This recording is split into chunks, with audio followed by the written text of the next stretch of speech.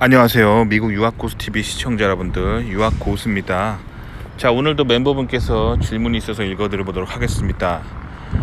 미디어에서 말하는 대로 사고하는 게 습관화되어서 또 답이 안 나올 쓸데없는 생각만 한 것 같습니다.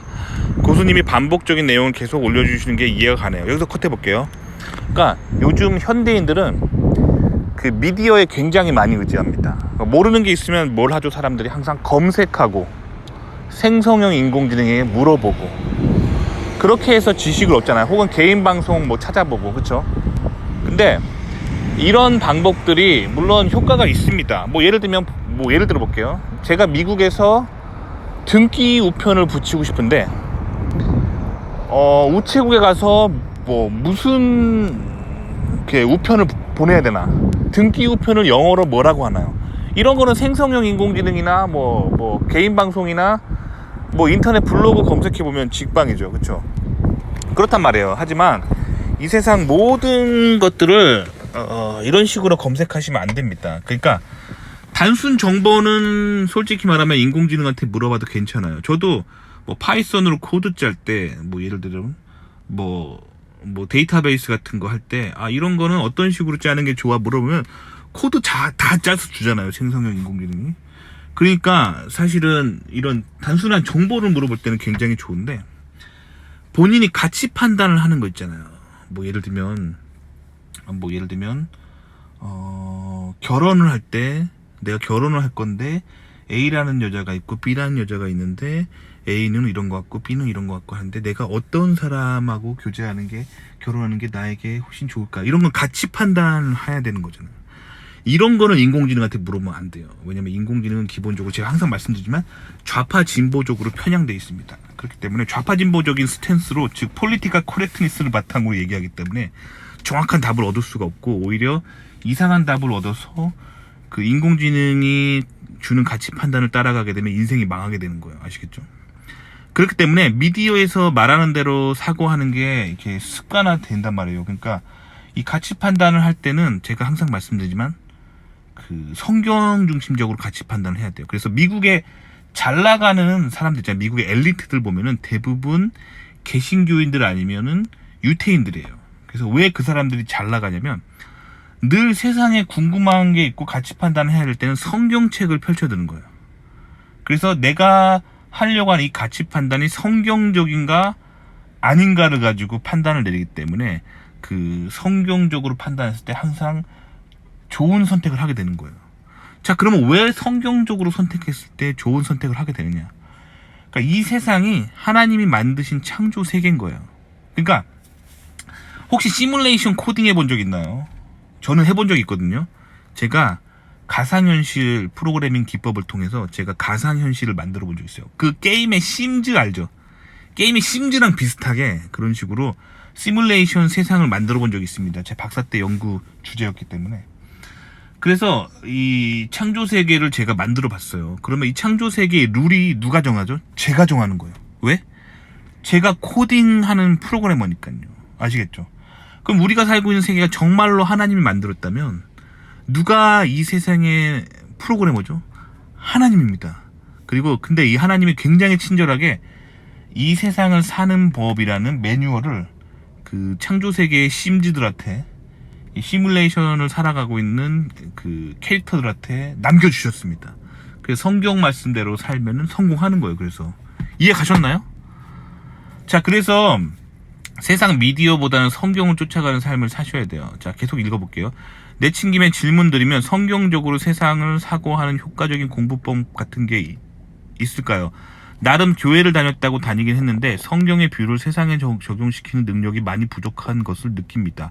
한국 교회에서는 성경적 관점으로 미디어 얘기를 하면 불편해하는 사람이 많아 이야기를 잘 안 하는 것 같습니다. 친한 사람들끼리 정치 얘기, 종교 얘기 하지 말라는 소리까지 있던데 정치 플러스 종교 얽히면 감정적으로 변하는 사회 분위기가 한국에 만연된 이유도 있는 것 같네요.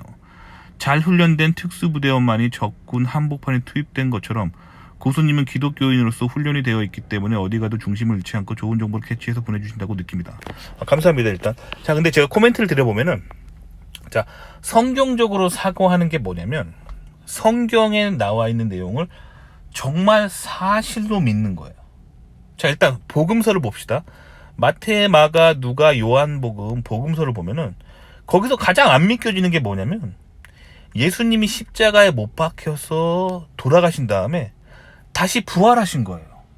그리고 사람들이 다 보는 앞에서 하늘로 승천하시잖아요. 안 믿겨져. 여기서 안 믿겨지잖아요. 그쵸? 딱 이것만 봐도 안 믿겨지잖아요. 그쵸? 처음에 저도 그랬어요. 자, 근데 이걸 정말 사실로 믿으셔야 돼요. 그러니까 그 성경을 둘러싸고 막 인본주의적으로 해석하는 사람들이 자꾸 이상한 소설 같은 거 막 지어서 책으로 내거든요. 그거 저도 막 읽어봤는데 막 이런 내용이에요. 예수님이 사실은 십자가에 못 박혔을 때 죽은 게 아니었다. 못 박혔는데 손이 너무 아파가지고 잠시 기절해 있었고 제자들이 이렇게 잘 숨겨놨다가 다시 살아나신 거다. 요렇게 주장하는 인본주의자들이 있는데 왜 그렇게 주장할까요? 인간이 완전히 죽었다가 다시 살아난 사실을 믿지 못하기 때문이에요. 왜냐면 특히 의사들이 그러겠죠. 의사 중에서 뭐 예를 들면 사망 선고를 뭐 1000명을 내려본 적이 있는 의사라면은 인간이 한번 죽었다가 다시 살아나는 거를 절대로 믿지 못할 거예요. 하지만 그 예수님께서는 죽었다가 살아나셨죠. 그렇기 때문에 그분이 신의 아들인 거예요. 그리고 그분이 인간의 죄를 대신해서 죽으신 신의 아들이라는 게 증명이 되는 거예요. 그러니까 요거를 사실이라고 믿어야 돼요. 물론 십자가에 못 박혀서 돌아가시는 그 예수님을 눈앞에서 그 골고다 언덕에서 본 건 아니잖아요. 저도 안 봤습니다. 그리고 예수님이 사망했다가 살아나는 거를 예수의 제자들처럼 직접 다 본 게 아니잖아요. 저도 안 봤어요. 그 예수님이 승천하는 거를 제가 그 이스라엘 살면서 본 게 아니에요. 고대 이스라엘 살면서 본 게 아닙니다. 저도. 하지만 성경의 이런 기록들을 정말 신의 말씀이라고 사실이라고 받아들이는 그 태도가 중요한데 현대인들은 현대 교육을 너무 많이 받아가지고 요게 안 믿겨지는 거예요. 요게 안 믿겨지는 거예요. 그렇기 때문에 성경을 이렇게 설화 혹은 신화로 읽는 경향이 있어요. 그러니까 예수라는 사람을 예수를 따른 추종자들이 굉장히 신성하게 생각했고 그래서 저렇게 죽었다 살아났다는 말을 꾸며낸 거고 하늘로 승천했다는 말을 꾸며낸 거구나.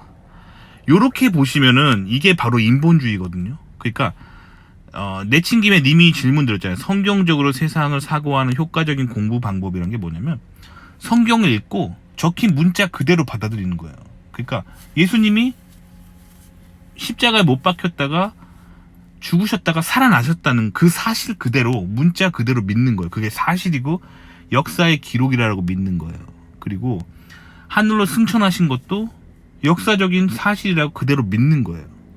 성경에 나와 있는 모든 글자를 실질적인 사실이라고 믿는 거예요. 신화적으로 보면 안 돼요. 아시겠죠?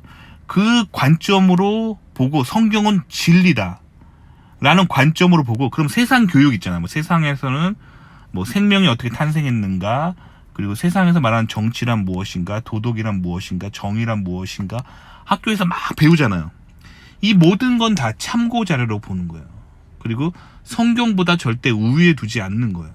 요 관점으로 이제 이 퍼즐을 끼워 맞추잖아요. 그럼 세상이 쭉 보여요. 유태인들이 성공하는 이유가 이거예요. 유태인들이 특히 과학계에서 엄청난 성공을 거두고 있거든요. 왜 그런지 얘기해 줄까요? 그 유태인들 보면 실제로 만나보잖아요. 그러면 진화론을 안 믿어요. 안 믿습니다. 그 유대교의 유일신인 야훼께서 그 세상을 천지를 창조하셨다고 믿고 모든 생명을 창조하셨다고 믿어요. 근데 이제 그렇게 하면은 이제 과학계에서 조금 왕따 당하기 때문에 다른 사람 앞에 그 얘기를 안 하는 거예요. 안 하는 겁니다. 아시겠죠? 기독교인들도 마찬가지예요. 개신교인들도 그렇게 살아요. 저도 그래요. 저도 개신교인이면서 공학 박사잖아요. 실리콘밸리에 살잖아요. 저는 그 진화론 안 믿어요. 저는 하나님이 창조하셨다고 믿어요. 근데 이거를 이렇게 얘기하면은 되게 극단적이잖아요. 그쵸? 되게 극단적으로 들리기 때문에 안 믿는 사람들이 들으면 안 믿는 사람들 앞에서는 그런 얘기 안 해요. 저도. 왜냐면 제가 공학 박사 따려면요, 저 생물학 100점 맞았어요. 생물학 진화론 있잖아요.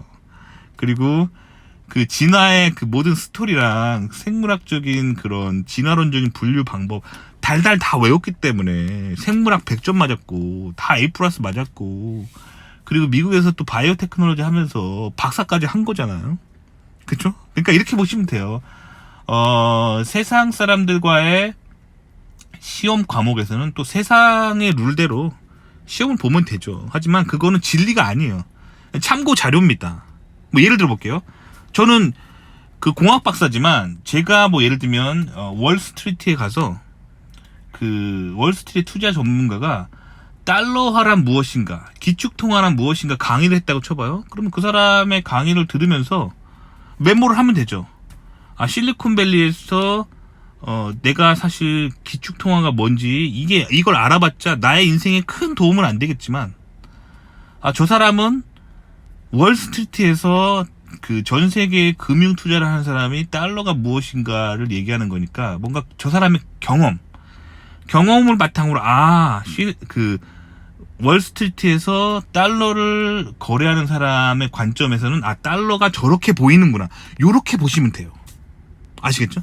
또 마찬가지로 실리콘밸리에서 그 하나님을 안 믿는 유전공학자가 인간의 줄기세포 배아를 떼다가 인간의 뭐 예를 들면 복제 콩팥이나 심장 같은 걸 개발해서 수억 원에 팔아먹으려고 막 연구하고 있는 사람이 있다고 쳐봐요. 그러면 그 사람이 하고 있는 거를 진리로 받아들이는 게 아니라 이렇게 보면 돼요. 하나님을 안 믿는 사람의 관점에서는 생명이라는 건 결국엔 조작이 가능하고, 자기가 조작해서 이렇게 팔 수 있다면, 이윤을 얻을 수 있다면 저게 그냥 좋다라고 생각하는 거구나, 저 사람 관점을 저거구나, 요렇게 받아들이시면 돼요. 그러니까 세상의 모든 것들이, 그 학문들이 진리가 아니고 어떤 사람의 전문가의 개인적인 그냥 세상을 바라보는 뷰라고 보시면 돼요. 하지만 성경이라는 거는 신의 말씀이고 하나님께서 인간에게 주신 절대적인 말씀이고 단 한 글자도 틀리지 않는다는 관점으로 보잖아요. 그러면 세상이 쫙 보여요. 아시겠죠? 그러니까 지금 님의 교회에서 봐봐, 한국 교회에서 성경적인 관점으로 미디어 얘기하면 불편해하는 사람이 많아 이야기를 잘 안 하는 것 같습니다 했잖아요. 그러니까 님의 교회에 다니는 사람들이 상태가 안 좋은 거예요. 교회 다닌다고 해서 다 하나님 열심히 믿는 거 아닌 거 아시잖아요.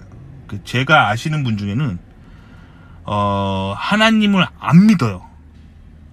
그 친구가, 그분이 그 한국에서 무슨 회사 다니냐면 그 담배 만드는 회사 다니거든. 담배 만드는 회사.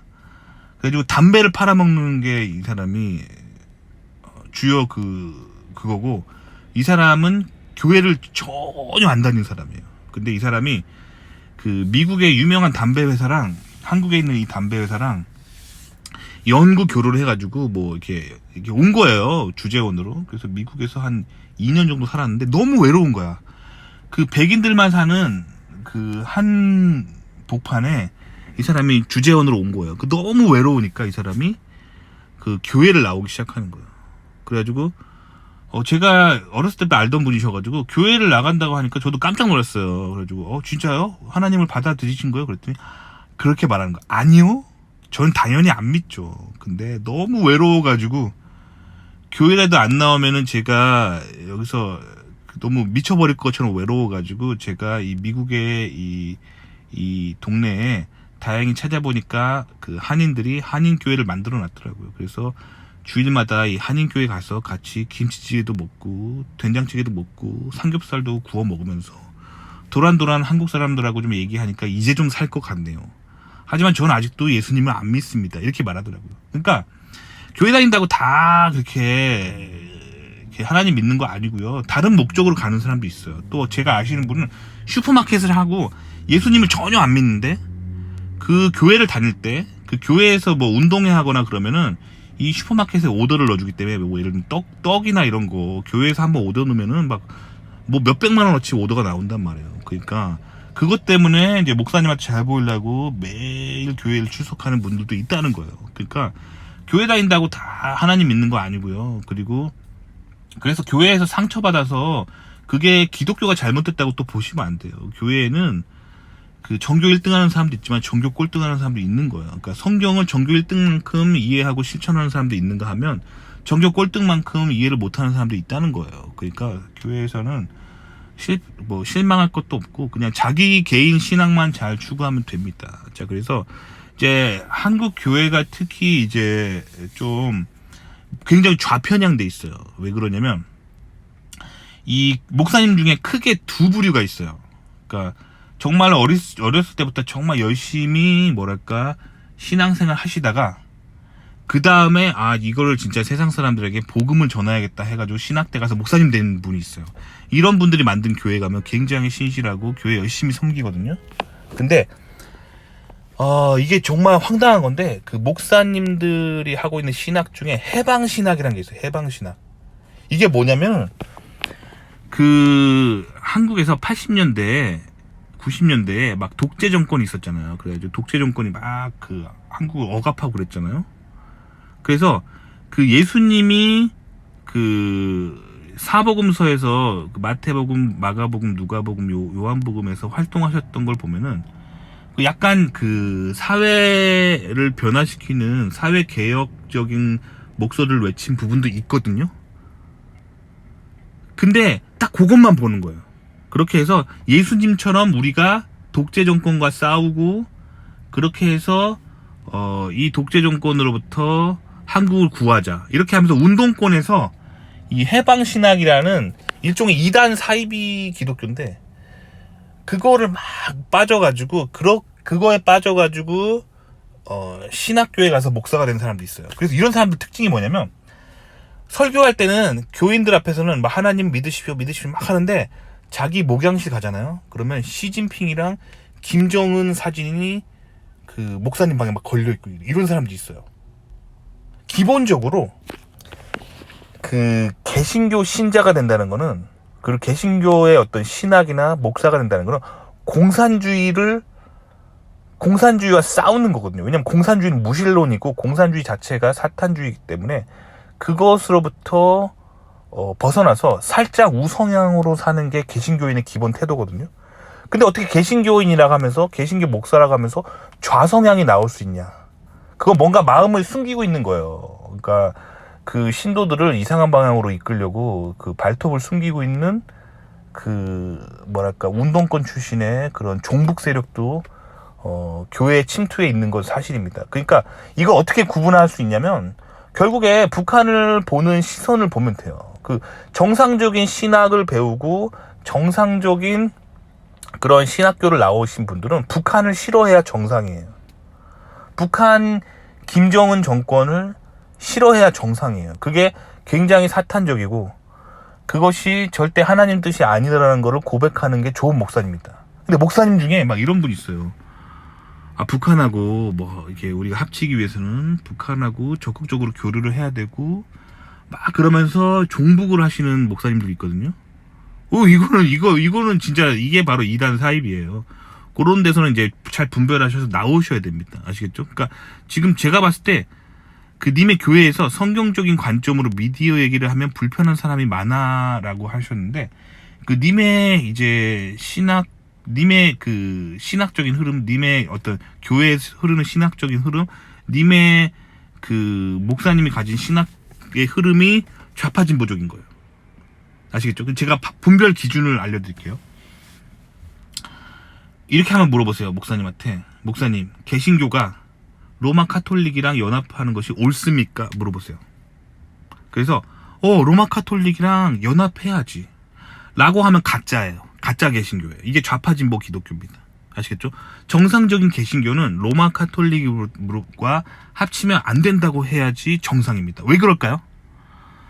자, 개신교가 카톨릭으로부터 분리된 것이 다 이유가 있습니다. 처음엔 하나의 기독교였는데 로마 카톨릭을 중심으로 교황청에 그 교황이라는 권력을 옹호하기 위해서 로마 카톨릭은 성경에 근거 없는 7권의 구약 성경을 추가합니다.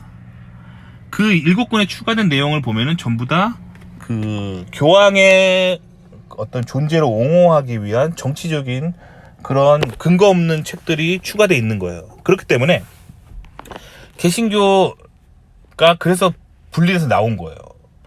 성경 말씀대로 기독교의 신앙을 유지하다는 사람들이 이 종교개혁이라는 걸 통해서 로마 카톨릭으로 분리되어 왔고 영국을 중심으로 뭉쳤어요. 그리고 영국에서 웨스트민스터 신앙 고백이라는 거를 개신교인들이 발표를 합니다. 이게 개신교 신앙의 표준이에요. 뭐냐면은 교회의 주인은 교황이 아니다라는 거예요. 교회의 주인은 오직 예수 그리스도라는 거예요.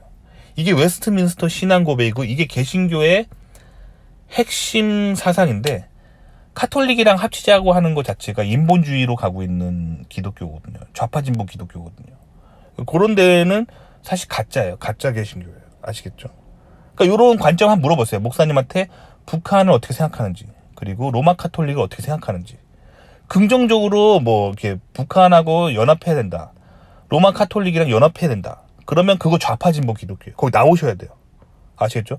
제대로 된 신학을 가지고 있는 목사님이라면 북한은 그 종북 세력이 되면 안 되고 북한의 주체 사상은 매우 사탄적인 거기 때문에 그것에 반대해야 된다. 이게 정답이에요. 그리고 로마 카톨릭은 성경을 인본주의적으로 해석하고 신본주의적으로 잘 해석하지 않기 때문에 문제가 있고, 그리고 교황이라는 존재 자체가 신과 하나님과 인간 사이에 대리인이라는 존재는 없다. 하나님과 우리는 항상 1대1의 관계다.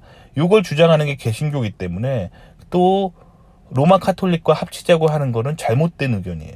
그리고 로마 카톨릭은 또 그 마리아에게 기도하죠. 우상숭배에 해당되는 거고, 로마 카톨릭은 천사들에게 기도하죠. 우상숭배에 해당하는 거예요. 그래서 이 개신교는 오직 예수님께만 기도하는 게 이게 정상적인 그 개신교거든요. 그러니까 그렇게 분리하시면 돼요. 아시겠죠? 그러니까 님이 이렇게 다녔던 교회가 좀 건강하지 않은 거예요. 그래서 친한 사람끼리 정치 얘기, 종교 얘기 하지 말라는 소리까지 있던데, 종교 정치 얘기하면 감정적으로 변하는 사회 분위기가 한국에 마련되어 있는 이유가 있는 것 같는데, 예, 맞아요. 한국은 굉장히 이제 유교적인 그런 컬처이기 때문에 유교적인 컬처가 주류인 사회예요. 그러니까 사실 그 신앙 얘기하기 쉽지 않죠. 근데 미국은 그렇지 않잖아요. 미국은 청교도인들이 세운 국가이기 때문에 미국은 교회 안에서 이렇게 뭔가 성경 얘기하는 게 매우 자유롭습니다.